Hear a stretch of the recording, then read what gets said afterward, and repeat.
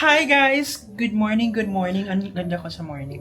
Imbag na bigat, kakabsat. Naimbag na butom kayong ganyan. Bastos. So for today, it's our last day in Cebu and punta lang tayo sa supermarket or department store. Bibili tayo ng something na mapaglagyan. Isang katerbang. Etong mga ibang gamit natin dyan kasi dalawa lang yung dala natin nung pumunta tayo dito. Kumuha tayo ng excess baggage. Yes. Excess ba? Kumuha tayo ng Extra. check-in. Oh, Check-in baggage allowance for 20 kilos because we bought some, pasalubong and tara, bili muna tayo. Let's go. So ayan guys, eto na yung ating nabiling bag. As you can see, it's color white and then meron siyang very summery effect because we can still use it. Ito yung napili natin kasi magagamit pa natin siya for the entire summer escapade. We're going to Baguio, we're Wow! going to Bolina, we're Wow! going to Zambales, and many other places. Phoebe. So, ayan ang jowa ko, actually. Ready na ang ating mga gamit, ang mga bagay-bagay na importante sa buhay. Ay, yan, ito yun. 1, 2, 3, 4. Meron tayong 4 na bag. Yung binili nating bag, actually, nilagay lang natin dyan is mga pasalubong, of course, OTAP and everything. Numating tayo ng dalawa lang yung bag. Pag-uwi natin. 1, 2, 3, 4. 4 na siya, hindi na kasya yung sa dalawa. And again, ito yung i-check-in natin. Binilhan natin siya ng padlock para hindi tayo malaglagan ng bala, guys. Charing.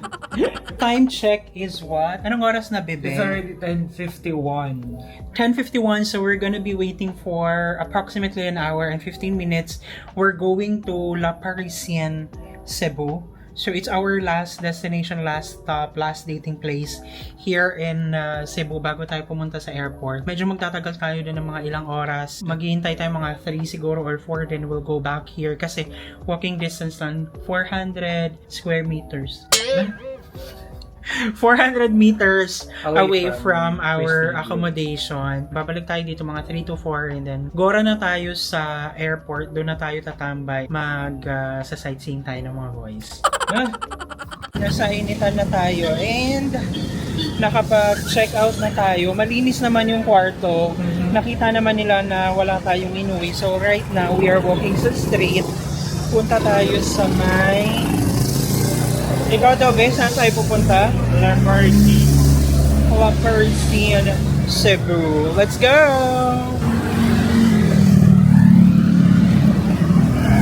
Oh God. So, ganito yung road na tinatahak natin currently. Sobrang sobrang lapit lang naman yan sa accommodation. Yeah, so tatawid na lang tayo dyan sa may pedestrian and we'll have our lunch. So we're here, La Parisienne. Let's go.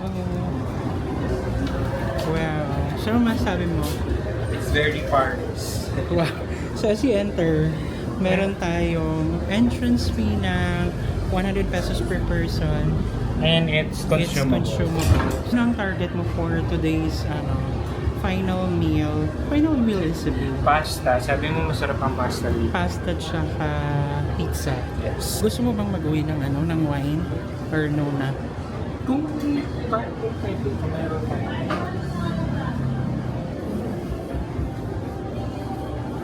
Ang ganda talaga. So what do we have So here? we have palm reading na parang coin slot machine. So, try natin. Insert coin. That's 10 pesos na coins. Go. What? Try.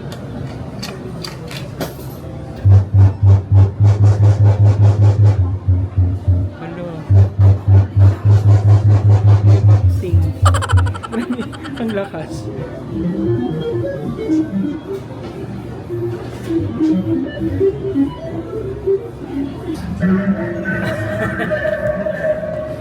Sabi niya, look at the river. Love is also flowing. Feelings flow and go.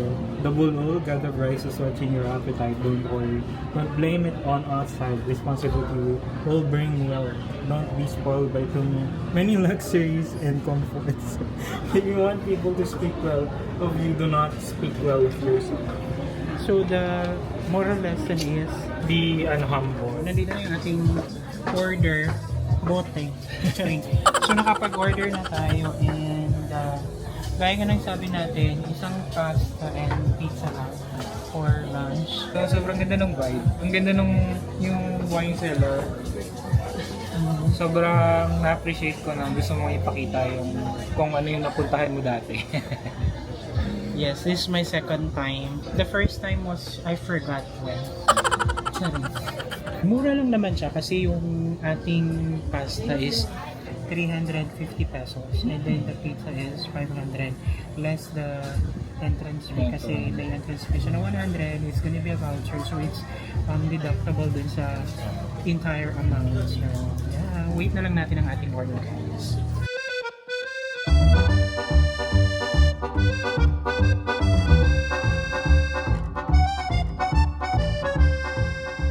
So there's your spaghetti bolognese, bebe.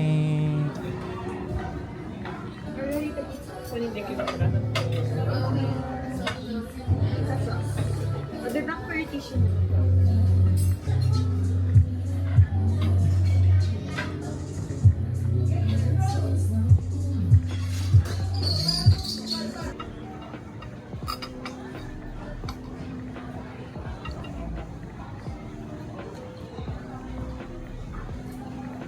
Kumusta?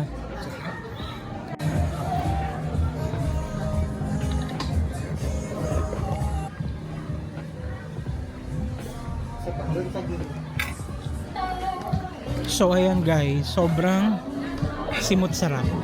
Di ba ang sarap? Like, paborito kasi talaga natin yung pizza na sa pugon talaga. Sobrang sarap. Bakit? Ano ba tawag doon? Okay.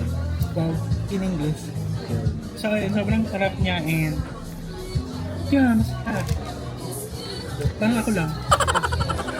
Hindi kasi yung lasa mo din naman din talaga yung yung asin Yung presyo niya. After that, gusto mo ng gelato for dessert? Hati tayo. Ayaw mo, hindi mo kayang buo? Hati Kaya lang? Hati lang? Bakit hati lang? Magkano ba? Bakit? Magkano ang ini-expect mo? Gelato, strawberry cheesecake, and yogurt, Greek yogurt. Try mo daw yung Greek yogurt. How does it taste? Sa ilalim. Ini? Yes. Yung strawberry cheesecake. Creamy kayo. Di ba kasi sabi mo sa akin, strawberry lang, ganyan. So that's so basic. So we had that for you. Charing.